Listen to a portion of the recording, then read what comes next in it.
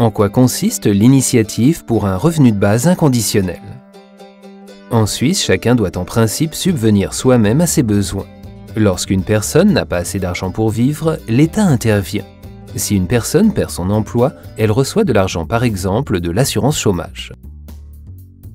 Qu'est-ce qui changerait? Si l'initiative était acceptée, tous les habitants suisses recevraient une somme d'argent. Ce revenu de base ne dépend d'aucune condition. Le salaire gagné ou la fortune possédée n'ont pas non plus d'importance. La somme de ce revenu de base n'est pas définie par l'initiative.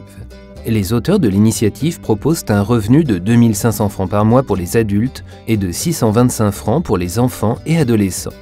Si l'initiative est acceptée, le moyen de financement de ce revenu de base devra être déterminé par le Parlement et, le cas échéant, par le peuple. Une partie de l'argent employé jusqu'à présent pour le soutien public, comme l'assurance chômage, pourrait par exemple être utilisée. Les entreprises pourraient également prendre en charge une partie des coûts puisqu'elles devraient verser des salaires plus bas à leurs employés. Toutefois, la question de savoir si l'ensemble du revenu de base peut être financé reste controversée. Quels sont les arguments des partisans? Le revenu de base permet à chacun de choisir le travail et le mode de vie qui lui conviennent. Le revenu de base est finançable puisqu'il correspond à une partie du salaire actuel et non à un revenu supplémentaire.